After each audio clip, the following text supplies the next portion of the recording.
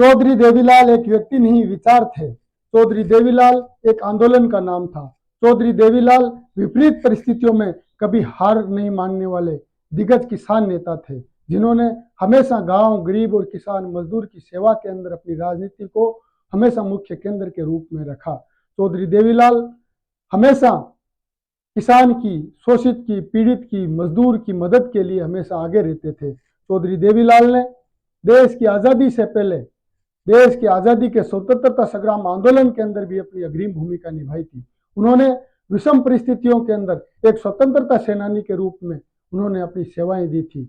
हमेशा चौधरी देवीलाल देश और दुनिया के अंदर, देश के, हिंदुस्तान के दिग्गज किसान नेताओं में अगर अग्रिम पंक्ति के नेताओं में अगर किसी का नाम लिया जाएगा, उसमें चौधरी देवीलाल का नाम सबसे प्रमुखता के साथ में लिया जाएगा। चौधरी देवीलाल हमेशा राजनीति के अंदर किसान को ऋण मुक्त बनाने में, मजबूत बनाने में, सशक्त बनाने में भरोसा करते थे। उन्होंने हमेशा अपनी कार्यशैली में केंद्र बिंदु के रूप में किसान की कर्जा माफी को रखा।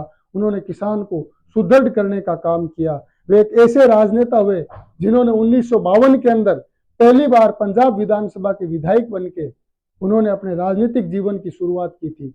और जब वे विधायक बने तब उन्होंने हरियाणा और पंजाब, उस जमाने में दोनों एक कॉमन स्टेट हुआ करते थे, और उन्होंने जब विधायक का चुनाव लड़ा, वे जीते। पंजाब सरकार के अंदर गठन के बाद में उन्होंने किसान की, मजदूर की, पीड़ित की आवाज को बुलंद किया और उन्हें 1956 के अंदर पहली बार पंजाब कांग्रेस का अध्यक्ष भी बनाया गया। और उन्होंने हमेशा पहले शुरुआती दौर में वे कांग्रेस पार्टी के साथ जुड़ के काम किया और 1965 के अंदर उन्होंने अलग से हरियाणा स्टेट को बनाने की मांग की थी, क्योंकि ताऊ देवीलाल ने कहा था कि हमारे हरियाणा के लोगों के साथ में अन्याय हो रहा है, अत्याचार हो रहा है और वो भागीदारी नहीं मिल पा रही, वो दर्जा बराबरी का नहीं मिल पा रहा जिसके हरियाणा के लोग हकदार थे। निश्चित रूप से हरियाणा निर्माता के रूप में भी ताऊ देवीलाल को हमेशा याद रखा जाता है। ताऊ देवीलाल जी पहली बार 52 में विधायक बने, दोबारा वो 58 के अंदर विधायक चुने गए थे। और जब देवीलाल जी ने अपने किसी भी बिना फायदे के लिए उन्होंने 1965 में जब हरियाणा का गठन की लिए उन्होंने आंदोलन शुरू किया कि अलग से हरियाणा स्टेट बनाया जाए, तब देवीलाल जी के ऊपर बहुत से लोगों ने प्रश्न चिन्ह खड़ा करने की, उन्हें शंका व्यक्त करने लगे थे। तब ताऊ देवीलाल ने कहा था कि अगर हरियाणा प्रदेश बनेगा तो उस पर पहला हक हरियाणा वासियों का होगा। ताऊ देवीलाल हरियाणा का मुख्यमंत्री बनने के लिए नहीं, हरियाणा प्रदेश की तकदीर और तस्वीर बदलने के लिए काम कर रहा है। और यही उन्होंने किया। जब हरियाणा का गठन हुआ तो पहला जब चुनाव हुआ था उसके अंदर उन्होंने अपनी घोषणा के अनुरूप कोई चुनाव उन्होंने नहीं लड़ा था। उसके बाद में ताऊ देवीलाल जी ने हमेशा गरीब को गणेश मानकर सेवा करने का काम किया। और जब वो मुख्यमंत्री बने थे तब उन्होंने, एक बारात निकल रही थी, गांव से निकल रहे थे ताऊ देवीलाल जी, तो वहां पे एक SC/ST के दर्जे के जो भाई थे, हमारे समुदाय के भाई हैं, उनकी बारात थी वो। और उनसे पूछा कि बारात बारिश के अंदर बाहर भीग रही है, दूल्हा भी भीग रहा है, आपके लिए कोई व्यवस्था नहीं है? तो उन्होंने कहा नहीं है। ताऊ देवीलाल ने जब मुख्यमंत्री बने तो उन्होंने हर हरियाणा प्रदेश की ग्राम पंचायत के अंदर और गांवों के अंदर SC/ST की चौपाड़ लगाने का काम किया।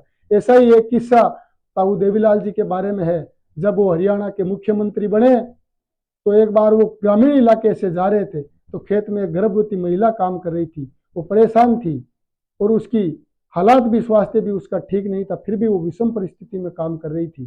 तो उससे जब ताऊ देवीलाल ने पूछा कि खाने के लिए अगर आपके पास पौष्टिक आहार नहीं है तो आपका बच्चा भी स्वस्थ नहीं होगा, ताऊ देवीलाल ने जब चंडीगढ़ से ऑर्डर पास किया कि जितनी भी गर्भवती महिलाएं हैं उनको सरकारी कोष से सहायता दी जाएगी, उन्हें घी की व्यवस्था की जाएगी, उन्हें हमेशा मदद की जाएगी। इसी तरीके से गरीब तबके के लोग जो बेटियों की शादी करते हैं उनके लिए भी उन्होंने कन्यादान की योजना की थी। इसी तरीके से ताऊ देवीलाल जब मुख्यमंत्री बने उन्होंने बेरोजगार किसानों को, बेरोजगार युवाओं को उन्होंने रोजगार के लिए साधन उपलब्ध कराए। और फिर भी अगर किसी कारणवश वो अगर बेरोजगार रह गए तो उनके लिए ताऊ देवीलाल ने बेरोजगारी भत्ते का काम भी किया।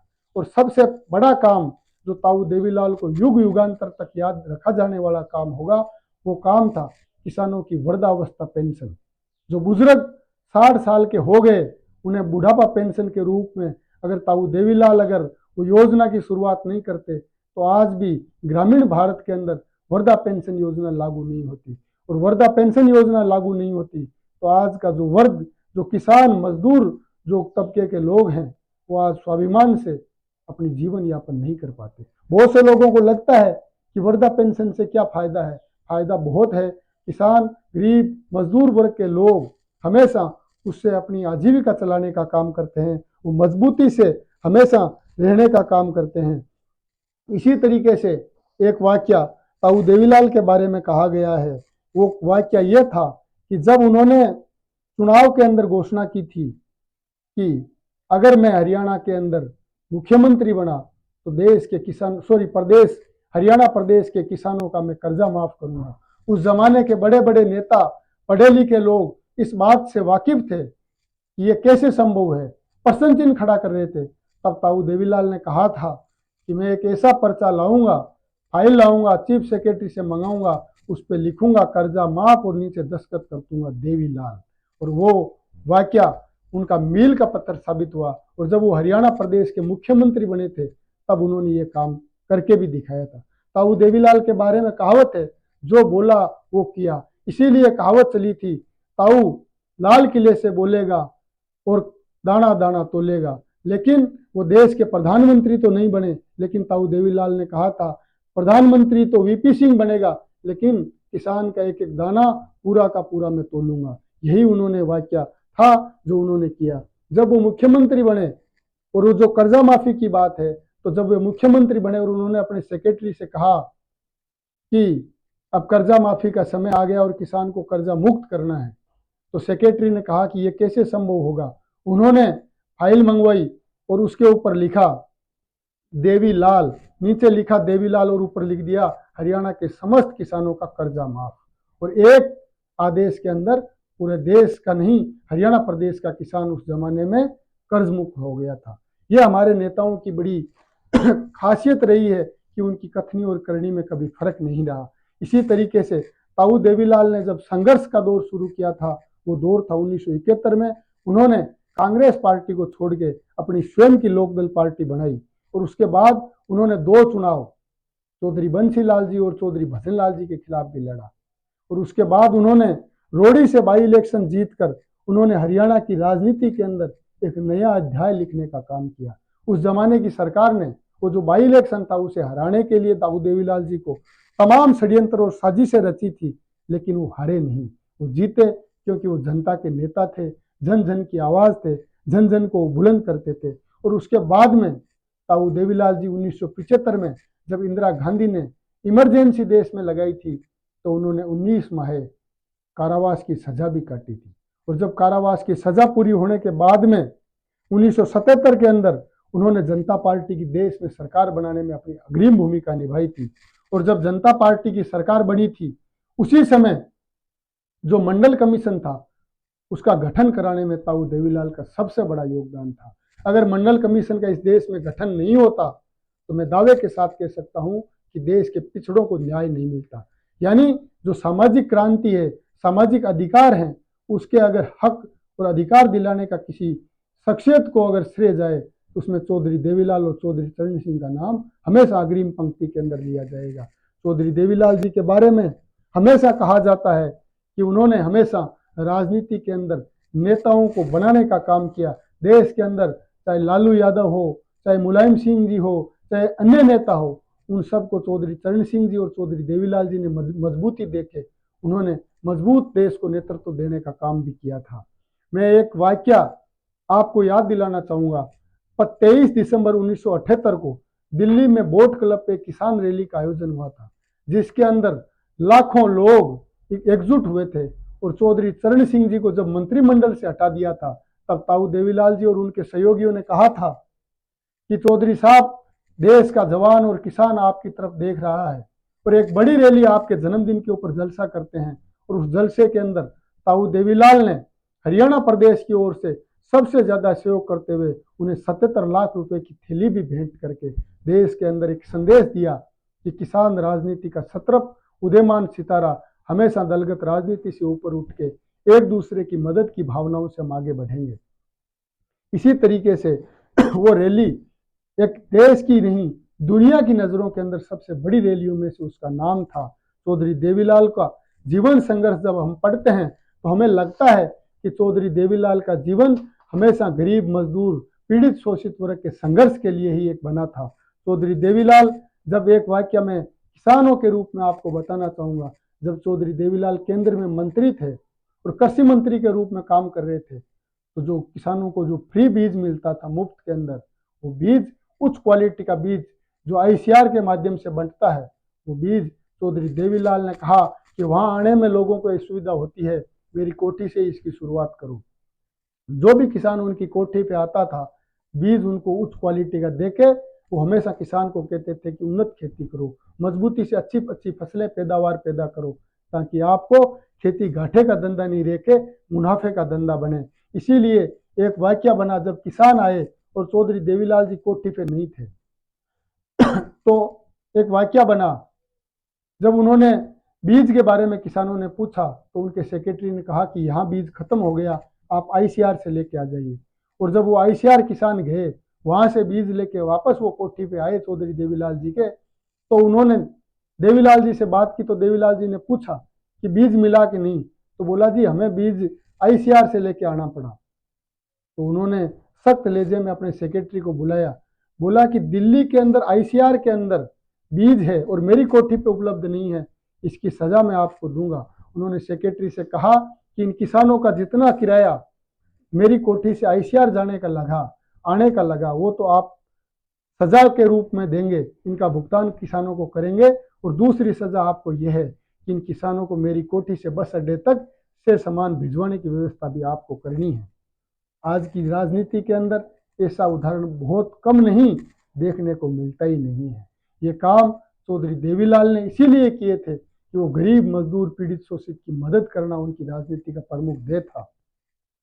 1982 में चौधरी देवीलाल जी ने न्याय युद्ध की शुरुआत की थी और न्याय युद्ध के माध्यम से उन्होंने देश और दुनिया के अंदर एक अपनी नेतृत्व क्षमता का लोहा उन्होंने मनवाया, अपनी एक अमिट छाप उन्होंने छोड़ी। उन्होंने संवैधानिक पदों की ताकत का एहसास भी उन्होंने कराया था। जब वो देश के किसी भी पद पे रहे, चाहे वो केंद्र में मंत्री रहे, कैबिनेट में मंत्री रहे, हरियाणा सरकार के वो मुख्यमंत्री रहे, चाहे देश के वो प्रधानमंत्री रहे, उन्होंने हमेशा नेतृत्व क्षमता का लोहा मनवाया। एक वाक्य मैं आप लोगों को बताना चाहूंगा, जब ताऊ देवीलाल जी को देश का अगला नेता यानी देश का अगला प्रधानमंत्री चुन लिया था सेंट्रल हॉल दिल्ली के अंदर, तो ताऊ देवीलाल जी ने कहा था कि मैं देश का ताऊ रहना पसंद करूंगा, मैं ये पगड़ी वीपी सिंह को सौंपता हूँ। साथियों, आज के ज़माने में अगर किसी को गांव के सरपंच और वार्ड पंच की कुर्सी पर भी बिठा दिया जाए, वो पद भी वो त्यागने से कतराते हैं, वो त्याग नहीं सकते। लेकिन हमारे नेता हमेशा किंग मेकर की भूमिका में रहे। इसीलिए कहा जाता है कि भारतीय राजनीति का अगर कोई असली किंग मेकर था तो उसका नाम चौधरी देवीलाल था। उन्होंने कहा था कि रघुकुल रीत सदा चली जाई, प्राण जाए पर वतन न जाई। उन्होंने अपने सहयोगी वीपी सिंह को वचन दिया था कि मैं देश का अगला प्रधानमंत्री आपको बनाऊंगा। और उसी जमाने में नारा लगा था, उसी जमाने में देश में नारा लगा था कि लाल किले से ताऊ बोलेगा और हमारा धान जो फसली ऋण था वो पूरा का पूरा तोलेगा। लेकिन ताऊ देवीलाल देश के प्रधानमंत्री तो नहीं बने, लेकिन जो धान था वो पूरा तोल के उन्होंने किसानों को पैसा उनकी मदद करने का काम किया था।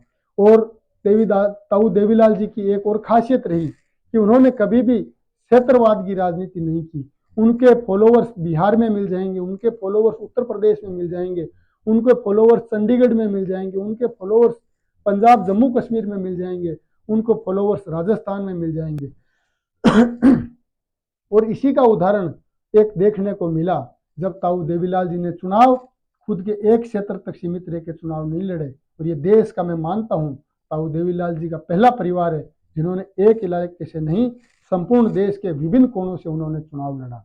एक वाक्य है, जब ताऊ देवीलाल जी ने 1989 के अंदर राजस्थान प्रदेश के सीकर लोकसभा क्षेत्र से चुनाव लड़ा और रोहतक से भी उन्होंने हरियाणा से चुनाव लड़ा, वे दोनों जगहों से जीते।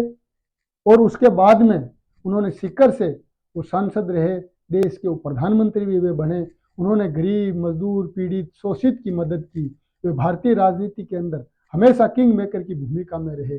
देश और दुनिया के अंदर जहां कहीं पर भी किसान के साथ में अन्याय और अत्याचार होगा, उसे मजबूती देने वाले नेताओं का नाम याद किया जाएगा। उसमें ताऊ देवीलाल का नाम हमेशा एक अग्रिम पंक्ति के योद्धा के रूप में याद किया जाएगा। ताऊ देवीलाल नेता बनाने की फैक्ट्री थे। वे खुद किंग नहीं बने, लेकिन उन्होंने कई नेताओं को किंग बनाने का काम किया। मैं मानता हूं, मैं पिछले दिनों जब चौधरी ओम प्रकाश चौटाला जी का निधन हुआ था तो उनकी शोक सभा में गया और उसके बाद में हमारे मित्र अनिरुद्ध देवीलाल जी, जो उनके सुपुत्र हैं देवीलाल जी के, उनके आवास पे गया। वहां उनका म्यूजियम देखा, उनके ग्रंथ देखे, उनके बही और जो उनकी जो विरासत की जो चीजें थी वो हमें देखने को मिली। उस टाइम हमारे साथ हरियाणा के सुपरस्टार भाई बिंदर दनोदा जी, हमारे रॉक स्टार केडी भाई, बहुत लोग हमारे साथ में थे। हमने सब ने उस म्यूजियम को देखा, तब हमें पता चला कि ताऊ देवीलाल कितने महान योद्धा थे। उन्होंने, एक बार की बात है, जब वो देश के प्रधानमंत्री थे तो वो एक गांव के अंदर हेलीकॉप्टर से उतरे और जा रहे थे, तो रास्ते के अंदर उन्हें देखने के लिए लोग इकट्ठे हो रखे थे। तो ताऊ देवीलाल ने अपने ड्राइवर को कहा, गाड़ी के ड्राइवर को, कि गाड़ी रोक। तो उन्होंने रोका और उन किसानों से पूछा कि तुम मुझे देखने आए हो या इस हेलीकॉप्टर को देखने के लिए आए हैं। तो आश्चर्यचकित वाक्य एक महिला थी, उसने बोला कि हम तो हेलीकॉप्टर को देखने के लिए आए जी। तो उन्होंने बोला कि इस हेलीकॉप्टर में अगर तुम्हें बिठा दूं तो कैसा रहे? तो बोला जी ये तो हमारा सौभाग्य नहीं, परम सौभाग्य होगा। उन्होंने तुरंत आदेश दिया अपने सेक्रेटरी को कि इन किसानों को बारी बारी हेलीकॉप्टर के अंदर बिठाओ और ऊपर 2-2 चक्कर कटा के, और तब तक मैं आता हूँ अगली सभा करके। और उन्होंने वो वाक्य किया। किसानों को हेलीकॉप्टर में बिठाने का काम अगर किसी ने किया, यानी आसमान तक पहुंचाने का अगर किसान राजनीति को अगर किसी ने काम किया, तो उसका नाम चौधरी देवीलाल था। वे 1998 में राज्यसभा के सांसद भी निर्वाचित हुए। उन्होंने 2001 तक, 6 अप्रैल 2001 जब उनका अंतिम समय आया, यानी अंतिम दिन तक वो राज्यसभा के सांसद थे।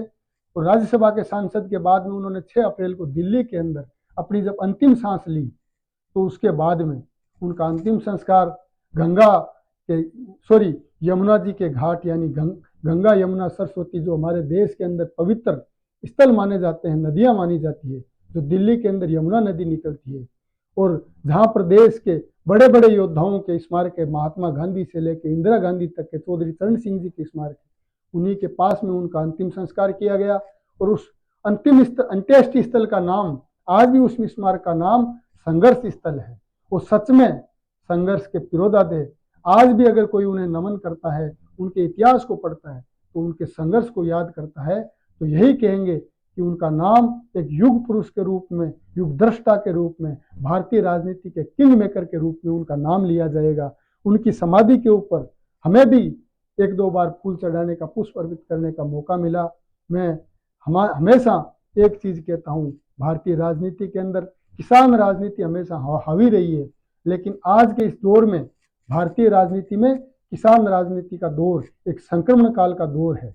इस दौर को हम सबको मिलके एक सजग होके, जागरूक होके, जिम्मेदार होके इस देश के अंदर इस राजनीति में बदलाव के भागीदार बनके हम सबको, जो भारतीय राजनीति में किसान राजनीति का जो वैक्यूम है, उसे खत्म करना पड़ेगा। उसे समाप्त करने के लिए हमारे अपने जो किसान नेता हैं, उन्हें हमें पुनः मजबूती देनी पड़ेगी। अपना कौन है, पराया कौन है, उसकी पहचान हमें करनी पड़ेगी। और हमारे ही नेताओं में कई नेता स्वार्थ की राजनीति करते हैं, उन्हें हमें पॉजिटिव संदेश देके उन्हें भी ये कहना पड़ेगा कि आप लंबी देश की राजनीति के अंदर अपनी लंबी लकीर खींचो, किसी को गिराने के लिए नहीं, किसी को उठाने के लिए। ताऊ देवीलाल के इतिहास को पढ़ते हुए, उनके इतिहास से, उनके जीवन संघर्ष से प्रेरणा लेते हुए आप लोग सीखने का काम करें। क्योंकि जब कभी भी कोई इलाके में युवा नेता उभरता है, तो जो बड़े बड़े राजनेता हमारे देश के अंदर बैठे हैं, राजनीति करते हैं, वो अपने आप में असुरक्षा महसूस करने लग जाते हैं। राजनीतिक रूप से होता वही है जो ऊपर वाले को मंजूर होता है, लेकिन एक संघर्ष का दौर, आपस के अंदर द्वेष का दौर, कटुता का दौर शुरू हो जाता है। वो दौर नहीं होना चाहिए, और इसी कारण आज हमारी किसान राजनीति हाशिए में है। मैं उम्मीद करता हूं कि ताऊ देवीलाल के जीवन संघर्ष से हम सब प्रेरणा लेके आने वाले समय में, आज हमारी देश की कैबिनेट के अंदर एक भी कैबिनेट मंत्री नहीं है। हालांकि हमें संतोष है कि देश के उपराष्ट्रपति हमारी बिरादरी से है, लेकिन जहां से देश की कैबिनेट, जहां से पूरी देश और दुनिया का भविष्य लिखा जाता है, उस कैबिनेट में एक भी व्यक्ति किसान बिरादरी का नहीं है। तो इस शून्यता को भरने के लिए ताऊ देवीलाल के जीवन संघर्ष को याद करना पड़ेगा। हम सबको संकल्प लेना पड़ेगा।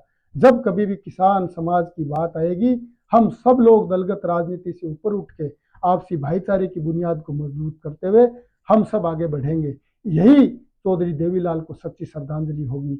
यही चौधरी देवीलाल के अनुयायियों को सच्ची श्रद्धांजलि होगी, जो उस जमाने में उनका साथ देके अपने निजी स्वार्थ को छोड़ के उन्होंने किसान बिरादरी को मजबूत करने का काम किया था। जय हिंद, जय भारत। मैं ऐसे युग दृष्टा को पुनः सादर नमन करते हुए